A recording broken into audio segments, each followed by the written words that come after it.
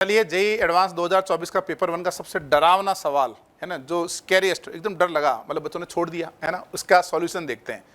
यानी 1,20,321 बच्चों ने क्वेश्चन को छोड़ दिया। ठीक है, तो सबसे पहले क्या करते हैं, इस क्वेश्चन को पढ़ना है और एक फ्लो चार्ट बनाना है कि reaction of isopropyl benzene with O2 followed by treatment with hydrolysis form phenol and by product P. Reaction of P with 3 equivalent of Cl2 give Q and treatment of Q with calcium hydroxide produces R and salt of calcium. The correct statement regarding PQRS is. ठीक है, तो इसका मैं एक flow chart बनाता हूँ। Flow chart से मतलब क्या, ये सबसे पहले आइसोप्रोपाइल बेंजीन क्या है, देखो ये है आइसोप्रोपाइल बेंजीन, ये लिखा था ना, फिर क्या लिखा था इस पे, with O2 followed by treatment of hydrolysis. इसका रिएक्शन हो रहा है O2 फॉलोड बाय हाइड्रोलिसिस, ठीक है ना। सॉरी, दूसरा सवाल है ये, फॉलोड बाय हाइड्रोलिसिस के बाद क्या है इसमें, form phenol and by product P. एक फिनॉल बनेगा और बाई प्रोडक्ट पी बनेगा, इससे बनेगा एक फिनॉल, साथ में एक बाई प्रोडक्ट बनेगा पी, ठीक है। And P react with 3 equivalent of Cl2 to give Q. P की रिएक्शन हुई 3 equivalent of Cl2, तो इससे बना Q. And Q treatment with calcium hydroxide to produce R. Q का ट्रीटमेंट हुआ कैल्शियम हाइड्रोक्साइड से, तो इससे बन गया R. और क्या दे रखा है, R ऑन ऐड नहीं है, on heating produce compound R, compound on and calcium salt S। अच्छा, दो बन रहा है, R and calcium salt S बन रहा है, इसमें दो बन रहे हैं, एक बन रहा है R प्लस एक S बन रहा है जो कि कैल्शियम सॉल्ट है। ये क्वेश्चन में दे रखा है, ठीक है यहाँ तक। और उसके बाद क्या आगे, अच्छा आपने को ये प्रूव करना है सब, treatment Q with calcium hydroxide produce R and calcium salt of S। फिर आपने को ये भी प्रूव करना है, reaction of P and R in presence of KOH followed by acidification give this. यानी अगर हम P और R की रिएक्शन करें, P plus R in presence of acid, तो ये बन जाना चाहिए। Reaction of Q with O2 in presence of give phosgene gas. यानी R की रिएक्शन अगर हम O2 से करें तो फॉस्जीन गैस बन जानी चाहिए। फॉस्जीन गैस क्या होती है, COCl2। ये अपने NCERT में भी दे रखी है, पॉइजनस गैस, और वेरी वेल नोन फेमस है। Q react with NaOH to produce this calcium alcohol and calcium salt. यानी अगर हम Q की रिएक्शन करेंगे कंसनट्रेटेड बेस एक्वस बेस के साथ, तो ये अल्कोहल और सॉल्ट ऑफ एसिड बन रहा है।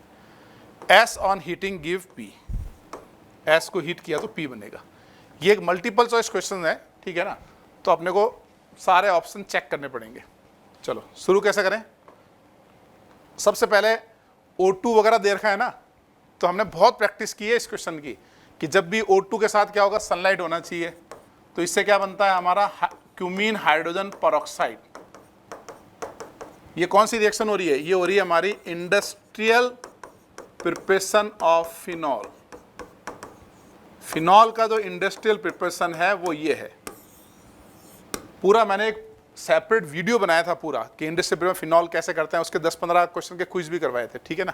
चलो कोई नहीं, तो हाइड्रोलिसिस जब हम करेंगे तो क्या बनता है, फिनॉल प्लस साइड प्रोडक्ट क्या बनता है, एसीटोन। और ये रिएक्शन क्यों फेमस है, क्योंकि side product acetone is also use as a nail polish remover, है ना। वो लड़कियों के वहाँ नेल पॉलिश लग जाती है ना, कई बार रेड लग गई, ब्लू लगानी है, तो क्या करेंगे, लाल की जगह ब्लू लगानी है, तो साफ करते हैं ना एसीटोन से और फिर ब्लू कर देते हैं, है ना। इसमें फिर डालेंगे 3 मोल Cl2, तो इसमें एक ही रिएक्शन हो सकती है, अल्फा पे हेलोजिनेशन, CCl3 बन जाएगा, है ना। अब इसमें कैल्शियम हाइड्रोक्साइड डाला, तो बेसिकली ये Cl2 और कैल्शियम हाइड्रोक्साइड इन दोनों को साथ में लिख दूं तो कौन सी रिएक्शन होगी, हेलोफॉर्म।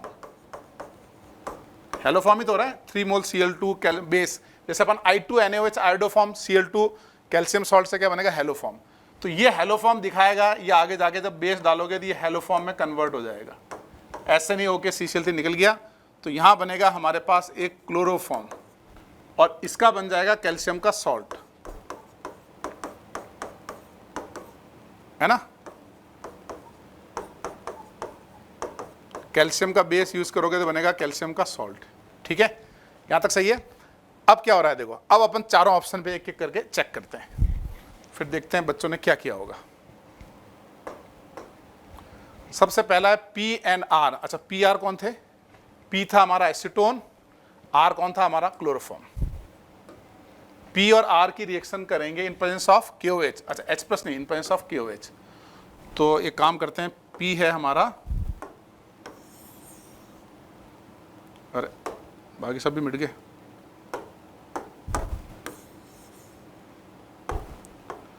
तो पी क्या है हमारा? एसीटोन। आर क्या है हमारा? Chloroform.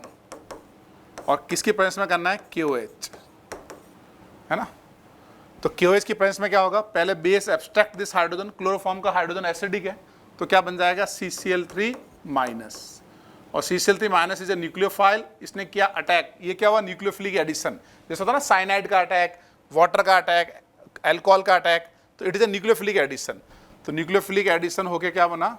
O minus CCl3 followed by acidification. हाँ, लास्ट में एसिडिफिकेशन करना है, इसमें H प्लस डालोगे तो ये OH बन गया, यानी इट इज करेक्ट। यानी बेसिकली क्या हो रहा है? क्लोरोफॉर्म का एडिशन हो रहा है एसीटोन पे इन प्रेजेंस ऑफ KOH। तो KOH पहले एसिड बेस करेगा, फिर न्यूक्लियोफिलिक एडिशन कर देगा।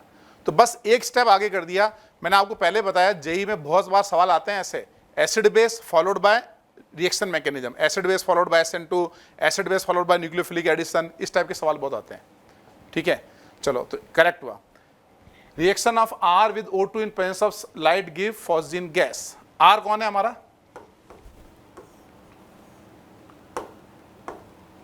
एडवांस के क्वेश्चन तसल्ली से करने हैं, बहुत टाइम होता है, एक्यूरेसी पे करना है, लो स्कोरिंग, जल्दबाजी नहीं करनी है। पता चला एक ही कोई गलत लाइन पढ़ ली तो पूरा क्वेश्चन ही गलत हो जाएगा। ठीक है, reaction of R with O2 in presence of light give phosgene. R है हमारा क्लोरोफॉर्म। आपने NCERT में जरूर पढ़ा होगा, या लेक्चर में भी कई बार हम बताते हैं कि क्लोरोफॉर्म जो होता है इज स्टोर्ड इन डार्क। इसको अंधेरे में स्टोर करते हैं। इसको अंधेरे में क्यों स्टोर करते हैं? है ना, क्योंकि क्लोरोफॉर्म और प्लस साथ में क्या करते हैं? अंधेरे में स्टोर के साथ साथ 1% इथेनॉल भी डाल देते हैं। तो क्योंकि क्लोरोफॉर्म जो होता है ना, in presence of O2 oxidation होकर क्या बनाता है? फॉस्जीन। फॉस्जीन जो है वो पॉइजनस गैस है ना। तो इस पॉइजनस गैस को, जैसे आपने क्लोरोफॉर्म रखा है ना, कुछ % ऑक्सीडेशन होने के चांसेस हैं सनलाइट की प्रेजेंस में, तो फॉस्जीन बन गया। अब ये फॉस्जीन में अगर आपने इथेनॉल डाल रखा है तो ये इथेनॉल क्या करेगा? Cl को हटा देगा और बनाएगा डाई इथाइल कार्बोनेट। ये बन गया हमारा डाई इथाइल कार्बोनेट। यानी harmful will convert into harmless. ये पूरी रिएक्शन होती है। ये NCERT के फर्स्ट चैप्टर में भी है, और हम कई बार क्लोरोफॉर्म में डिस्कस भी करते हैं कि क्लोरोफॉर्म को डार्क में क्यों करते हैं। तो आपको ऐसे क्वेश्चन पूछ सकता है कि O2 में क्या होगा? फॉस्जीन बनेगा। या ऐसे पूछ सकता है कि 1% अल्कोहल में क्यों रखते हैं? ताकि harmful will convert into harmless. इसका मतलब ये भी करेक्ट है।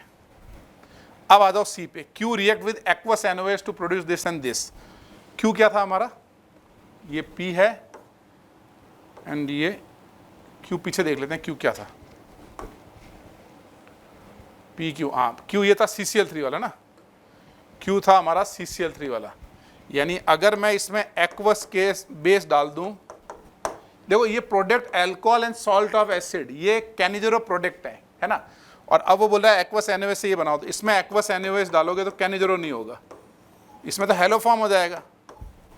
भाई अपन क्या करेंगे? ये CCl3 लगाने के बाद जब हमने बेस डाला, हमने डाला था ना कैल्शियम हाइड्रोक्साइड, ये कैल्शियम हाइड्रोक्साइड डाला तो क्या हुआ? हेलो फॉर्म हो गया। तो ये हेलो फॉर्म हो जाएगा, और जबकि यहाँ कैनिजेरो कर रखा है, तो this is wrong because of hello form. S on heating give P। S को हीट करने पर P बनना चाहिए। तो हम देखते हैं S क्या था। ये था हमारा S, कैल्शियम सॉल्ट। इसको हीट करेंगे तो बनेगा P। तो S को हमने किया हीट, तो ये बना P। ये करेक्ट है। कैसे? जब हम कैल्शियम सॉल्ट को हीट करते हैं तो यहां से क्या लिबरेट होता है बताओ? जैसे ही आपने कैल्शियम सॉल्ट को हीट किया, ये लिबरेट हुआ कैल्शियम कार्बोनेट और बन गया हमारा एसीटोन। Got it? ये भी क्लास में हेलो फॉर्म में बहुत अच्छे से मैंने बताया था कि जब कैल्शियम का बेस लोगे तो कैल्शियम का सॉल्ट बनता है। अब इसमें ट्रिकी क्या था? अच्छा, ये इस टाइप का सवाल एडवांस में पहले भी आ चुका है, सब्जेक्टिव पैटर्न में आ चुका है सवाल, अब उसको ऑब्जेक्टिव बना दिया उन्होंने। इसमें यार ये तो ट्रिकी नहीं था, ये तो बहुत वेल नोन है ना, यहाँ तो कोई डर वाली बात नहीं थी, यहाँ तक ठीक था। एक तो ये चीज़ इंटरमीडिएट सोचना थोड़ा सा ट्रिकी था, पहला ट्रिकी तो ये था, है ना, कि यहाँ पे हम लोगों को सोचना पड़ेगा कि ये इंटरमीडिएट ये बना, मतलब मैं सोच रहा हूँ क्योंकि इतना जो डेटा से मुझे पता चल रहा है ना, मैं अंदाज लगा रहा हूँ। दूसरा जो है और कहाँ गलती हो सकती थी, ये वाला, ये थोड़ा ऐसा लग रहा होगा कि क्या हो रहा है, क्योंकि इसमें जनरली डायरेक्ट हम अभी तक क्या हो रहा है, क्यों सोचना पड़ेगा, क्योंकि जनरली हम डायरेक्ट अटैक करते हैं, जैसे रिग्नार्ड सीधा न्यूक्लियोफिलिक एडिशन, साइनाइड सीधा न्यूक्लियोफिलिक एडिशन, इसमें पहले एसिड बेस हो रहा है फिर न्यूक्लियोफिलिक एडिशन, तो थोड़ा सा ये वाला ऑप्शन सोचना हल्का सा ट्रिकी था, ठीक है। और ये वाला अगर एनसीईआरटी को अच्छे से नहीं पढ़ा है, बिकॉज एनसीईआरटी में ये अच्छे से दे रखा है थ्योरी के अंदर पहले चैप्टर में, 12th की एनसीईआरटी वॉल्यूम 2 में, तो थोड़ा ये ट्रिकी है यहाँ पे, ठीक है। ठीक है, बाकी तो सब ठीक है। एस ऑन हिटिंग यूपी, ये तो वेल नोन है, ये भी वो कर सकते थे, ये भी करेक्ट हुआ, तो आंसर तो ए बी डी हुआ ना इसका। या बच्चों ने लैंग्वेज पढ़ी होगी ना कि कैल्शियम बन रहा है, उसको लगा इतनी सारी रिएक्शन सॉल्व करनी है, फिर एक एक ऑप्शन को कैसे देखेंगे, तो ये भी एक रीजन हो सकता है कि उन्होंने 1,20,000 बच्चों ने इसको नॉट अटेम्प्ट कर दिया। तो अगर आप चाहते हो कि इस टाइप के क्वेश्चंस आपके बढ़िया से रहें, तो हमारा जेई टॉपर्स एक मेरी बुक मैंने लॉन्च की है अभी, उसके अंदर बहुत सारे इस टाइप के क्वेश्चंस दिए हैं, तो आप मेरी वेबसाइट mschauhan.com पे जाके वो उस बुक को आप परचेस कर सकते हो, ताकि इस टाइप के क्वेश्चंस आपके खूब अच्छे से बन जाएंगे। और 99 परसेंटाइल से अगर ऊपर है तो आप मेरा JEE toppers mentorship programme join कर सकते हो, वो सिर्फ ₹1 के अंदर प्रोग्राम है, उसके अंदर मैं वेडनेसडे को डिस्कशन क्लास लेने वाला हूँ, तो आप डिस्कशन में आके पार्टिसिपेट कर सकते हैं और अपने डाउट्स पूछ सकते हैं, और मैं बहुत सारा स्टडी मटेरियल दूंगा, उसको आप सॉल्व कर सकते हैं। थैंक यू, जय हिंद।